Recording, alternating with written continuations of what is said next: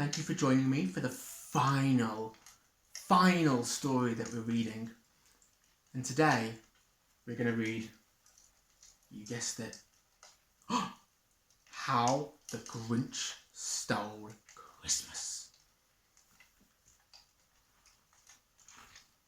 You've probably heard of this one.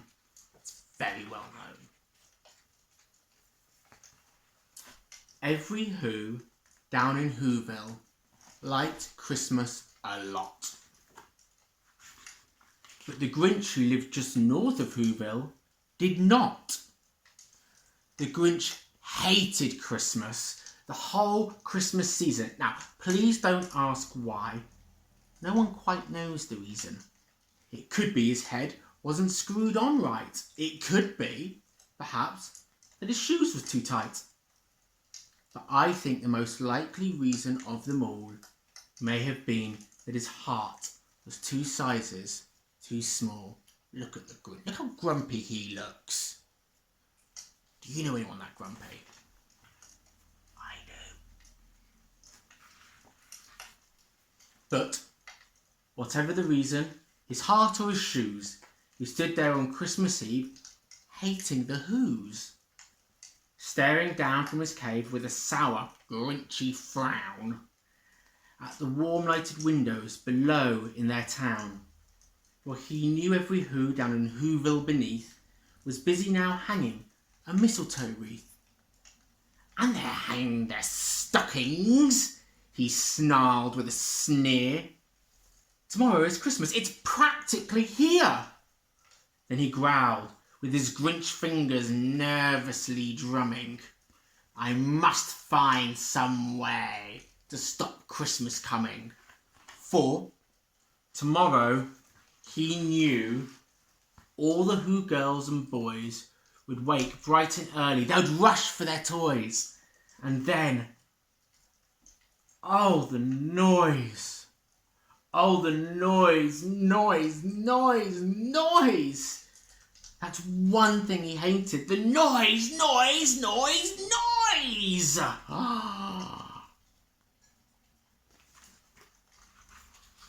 Then the Who's young and old would sit down to a feast, and they'd feast, and they'd feast, and they would feast.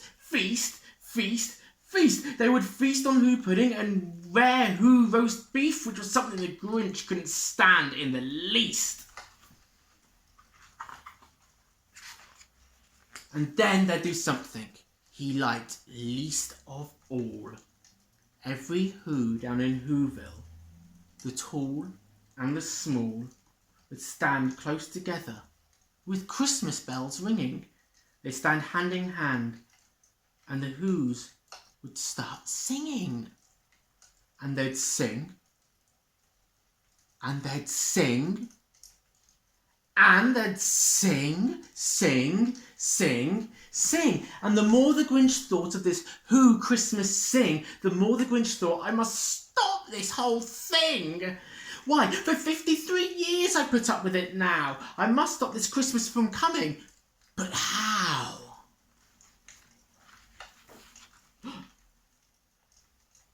Then he got an idea. An awful idea. The Grinch got a wonderful, awful idea. I know just what to do, the Grinch laughed in his throat, and he made a quick Santa Claus hat and a coat. And he chuckled and he clucked. What a great Grinchy trick. With this coat and this hat, I'll look just like Saint Nick. All I need is a reindeer. The Grinch looked around. But since reindeers are scarce, there were none to be found. Did that stop the old Grinch? No. The Grinch simply said, if I can't find a reindeer, I'll make one instead. So he took his dog Max. He took some red thread and he tied a big horn on the top of his head. Look. Then he loaded some bags and some old empty sacks on a ramshackle sleigh he hitched up to old Max. Then Grinch said, get up! And the sleigh started down towards the homes where the Whos lay a snooze in their town. What do you think he's going to do? All of their windows were dark. Quiet snow filled the air. All the Whos were dreaming sweet dreams without care. When he came to the first little house on the square, "This is stop number 1, the old Grinchy Claus hissed. And he climbed to the roof, empty bags in his fists. Look at him. Then he slid down the chimney, a rather tight pinch. But if Santa could do it, then so could the Grinch. Got stuck only once for a moment or two, and he stuck his head out the fireplace flue, where the little Who stockings all hung in a row. "These stockings," he grinned, "are the first things to go." Then he slithered and slunk, with a smile most unpleasant, around the whole room, and he took every present. Pop guns and bicycles, roller skates, drums, checkerboards, tricycles, popcorns and plums. And he stuffed them in bags, then the Grinch, very nimbly, stuffed all the bags one by one up the chimney. Then he slunk to the icebox. He took the Who's feast. He took the Who pudding. He took the roast beast. He cleaned out that icebox as quick as a flash. Why, that Grinch even took their last can of Who hash. Then he stuffed all the food up the chimney with glee. "And now," grinned the Grinch, "I will stuff up the tree." And the Grinch grabbed the tree. He started to shove. And he heard a small sound, like the coo of a dove. He turned around fast and he saw a small Who, little Cindy Lou Who was not more than 2. The Grinch had been caught by this tiny Who daughter, who had got out of bed for a cup of cold water. She stared at the Grinch and said, "Santa Claus, why? Why are you taking our Christmas tree? Why?" But there she is. And there's the Grinch trying to shove it up the chimney. But you know, that old Grinch was so smart and so slick, he thought up a lie and he thought it up quick. "Why, my sweet little tot," the fake Santa Claus lied, "there's a light on this tree that won't light on one side. So I'm taking it home to my workshop, my dear, to fix it up there, then I'll bring it back here." And his fib fooled the child, and he patted her head, and he got her a drink, and he sent her to bed. And when Cindy Lou Who went to bed with her cup, he went up the chimney and stuffed the tree up. Then the last thing he took was the log for their fire, and he went up the chimney himself, the old liar. On the walls he left nothing but hooks and some wire.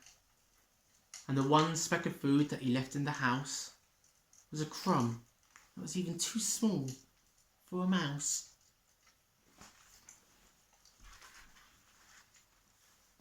Then he did the same thing to the other Who's houses, leaving crumbs much too small for the other Who's mouses.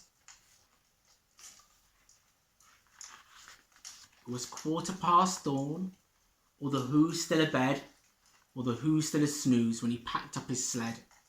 Packed up with their presents, the ribbons, the wrappings, the tags and the tinsel, the trimmings, the trappings.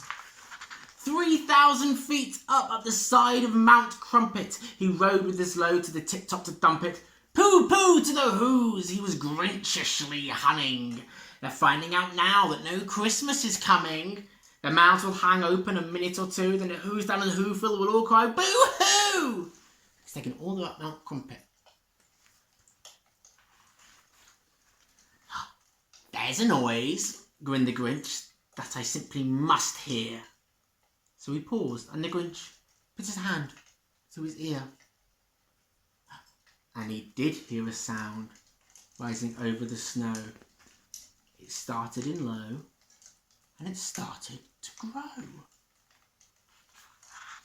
But the sound wasn't sad. Why, this sounded merry. It couldn't be so. But it was merry. Very. He stared down at Whoville. The Grinch popped his eyes. Then he shook. What he saw was a shocking surprise. Every Who down in Whoville, the tall and the small, was singing without any presents at all. all. He hadn't stopped Christmas from coming. It came. Somehow or other, it came. Just the same. All singing. And the Grinch, with his Grinch feet ice cold in the snow, stood puzzling and puzzling. How could it be so? It came without ribbons, it came without tags, it came without packages, boxes or bags. And he puzzled 3 hours, till his puzzler was sore. Then the Grinch thought of something he hadn't before. Maybe Christmas, he thought, doesn't come from a store. Maybe Christmas, perhaps, means a little bit more. And what happened then? Well, in Whoville they say that the Grinch's small heart grew 3 sizes that day. And the minute his heart didn't feel quite so tight, he whizzed with his load to the bright morning light, and he brought back the toys and the food for the feast. And he himself, the Grinch, carved the roast beef.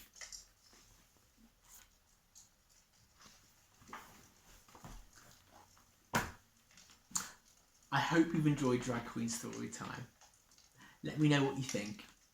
And if you want any more of these stories, doesn't have to be Christmas themed, let me know and I can do this again for you.